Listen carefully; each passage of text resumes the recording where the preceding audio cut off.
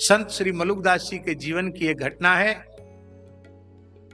एक जगह संत श्री मलुकदास जी की जमात पड़ी हुई थी।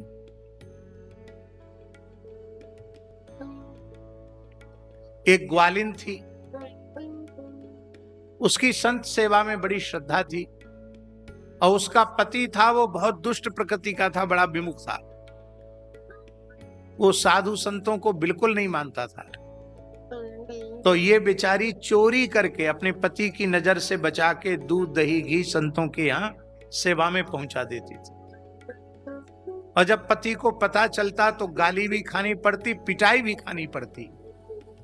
एक दिन ऐसी घटना घटी, उस ग्वाले का एकमात्र 16-17 वर्ष का किशोर पुत्र सर्प के डसने से मृत्यु को प्राप्त हो गया, मर गया। अब उस ग्वाले ने कहा, इसी को कहते विपरीत ज्ञान। उस ग्वाले ने कहा, ये निठल्ले मुंडे बैरागियों को, बाबाओं को तुम जो खिलाती पिलाती हो ना, इसी पाप का फल है ये बेटा मर गया।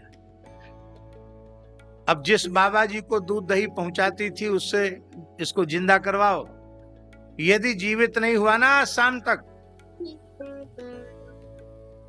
तो इसी के साथ तेरा भी मैं संस्कार कर दूंगा, उस बाबा जी का भी पकड़ के संस्कार कर दूंगा। और पुत्र के शरीर को मलुकदास जी की जमात के आगे रख करके गालियां बकता रहा। बाबा शांत चित्त बैठे रहे। वो तो गालियां बक के चला गया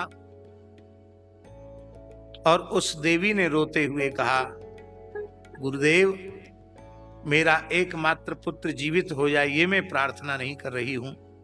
मैं ये प्रार्थना कर रही हूं, ये संसार के विमुख प्राणी वैसे ही इनका माथा बिगड़ा हुआ होता है, कहीं ऐसा न हो कि संत सेवा कलंकित हो जाए, लोग कहने लग जाएं कि साधुओं की सेवा करने वालों को यही मिलता है फल। इसलिए भगवान की भक्ति की लाज, संत सेवा की लाज आप बचा लीजिए। मेरे पति को कैसे भी करके भगवत शरणागत कर दीजिए, भक्त बना दीजिए। उसकी पुकार मलुकदास जी ने सुनी, अपनी धूनी में से चिमटा उखाड़ा और अपनी तर्जनी उंगली में चिमटा की नोक धसाई और ऐसे करके उस बालक के नासिका के मुख के पास ऐसे करके उंगली से दबाया। एक बूंद कुछ अमृत जैसा टपका उनकी उंगली से, और वो जैसे ही उसकी नासिका में पड़ा, दूसरे ही क्षण बालक जीवित हो गया, उठकर बैठ गया।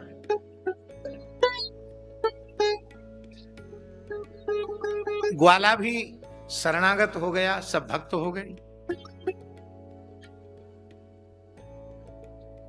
मलुकदास जी के एक शिष्य थे, उनका नाम था अलख रामदास जी। बड़े भोले थे, वो हर बात गुरु जी से पूछ लेते थे। भोले होते ना, वो सब पूछ लेते हैं भोलेपन में। बोले गुरुजी ये आपने क्या टपका दिया, इस उंगली में से खून तो निकला नहीं, कोई एक ऐसी चमकती हुई वस्तु सी एक द्रवीभूत पदार्थ निकला और वो एक बूंद गिरते तो देखा, आगे कुछ नहीं दिखाई पड़ा, और ये मरा हुआ बालक जीवित हो गया, ये क्या चमत्कार है। तब श्री मलुकदास जी ने कहा, बेटा अलख राम, अब इस चोले में श्री राम नामामृत के अतिरिक्त कुछ भी नहीं बचा है। नख से शिख तक केवल और केवल श्री राम नाम का अमृत है। उस राम नाम के अमृत की एक बूंद से मैंने इस बालक को जीवित किया है। आप लोगों ने जटिया बाबा का नाम सुना है। ठाकुर श्री विजय कृष्ण गोस्वामी,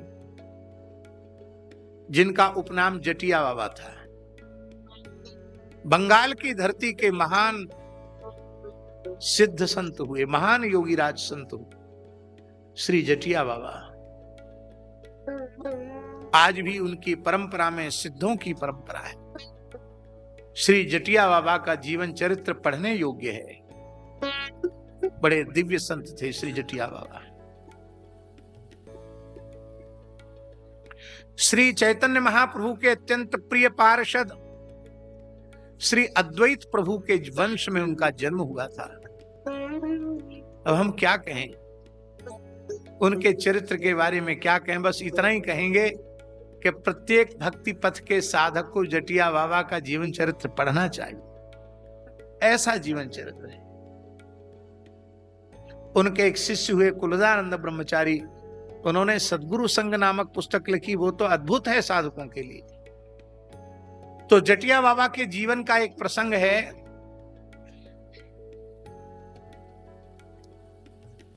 100-150 साल पुरानी बात है।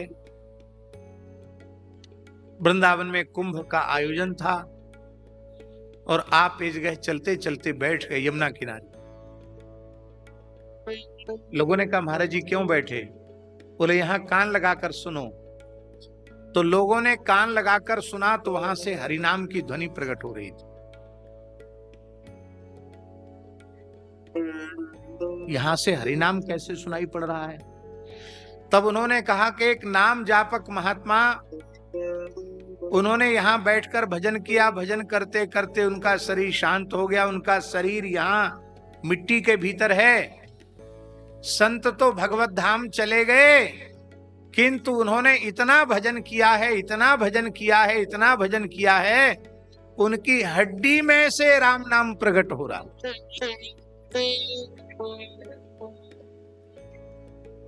लोगों को विश्वास नहीं हुआ।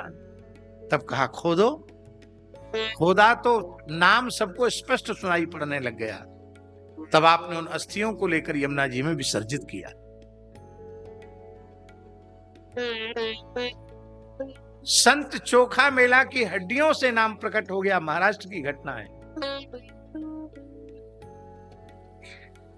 कहते ना बुखार हड्डी में चला गया। अरे बुखार जैसी बीमारी हड्डी में चली जाती है तो सच्चिदानंद भगवान नाम हड्डी में नहीं प्रविष्ट हो जाएगा क्या?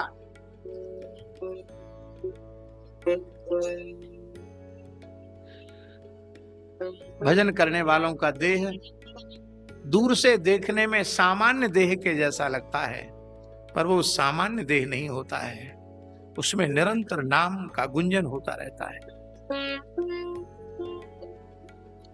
स्थूल रूप में देखने में पंचभूत और सप्त धातुएं दिखाई पड़ती हैं, पर आध्यात्मिक दृष्टि से उन संतों को आप देखें तो नाम के अलावा उसमें कुछ नहीं समझ में आए।